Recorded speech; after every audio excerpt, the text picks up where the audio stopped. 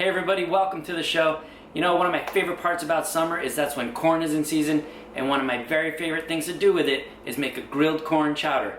So today, I'm going to show you how I make my version of grilled corn chowder right here on the fire escape.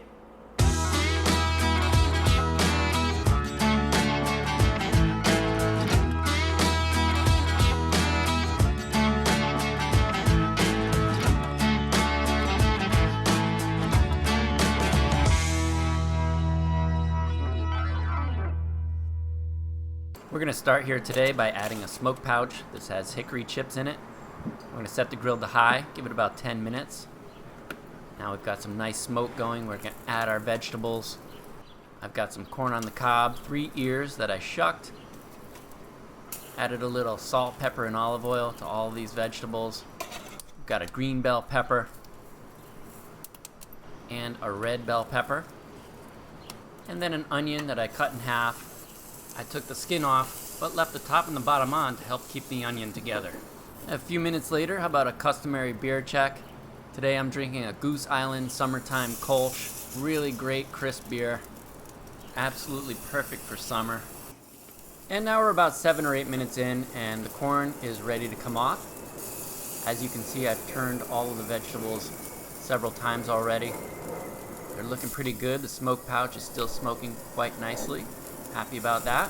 So we're going to bring in the corn and give these other vegetables just a few more minutes. So here we are at about the 10-minute mark, and the onions are ready to come in. I'm going to go ahead and pull those off the grill. And after about 15 or 20 minutes of total cook time, the peppers are ready to come in, and don't worry if they look a little burned, because we're going to scrape that skin off.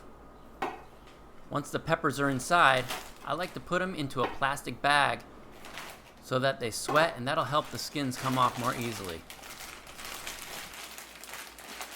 After the vegetables have cooled for a minute and they're not too hot to handle, you want to take the kernels off the cobs just by running a knife right down the length of each cob.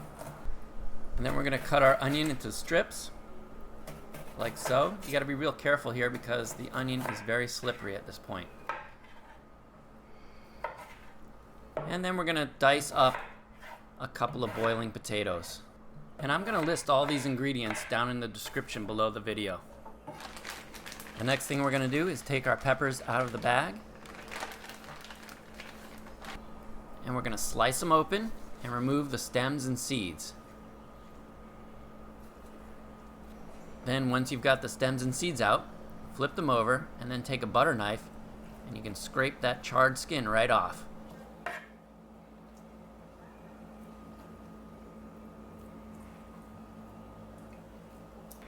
Then once the skin is off, just dice the peppers up and they should be nice and silky smooth. Okay, now that the prep work is done, it's time to actually start the chowder. And we're starting with some good Kerrygold butter. We're going to heat that up for a couple minutes, add our corn,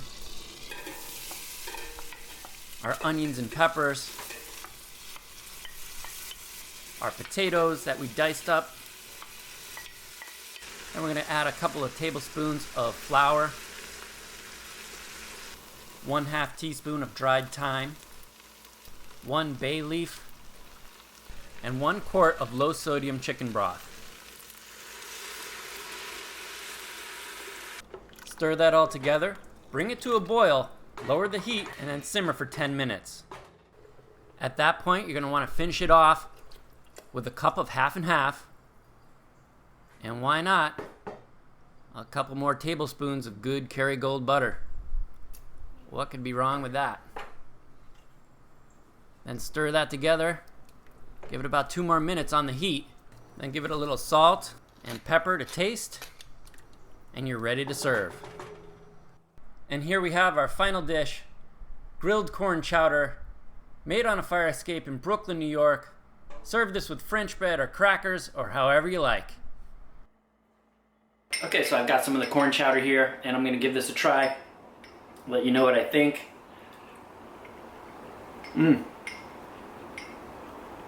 That is delicious. Give this a try. It is fantastic.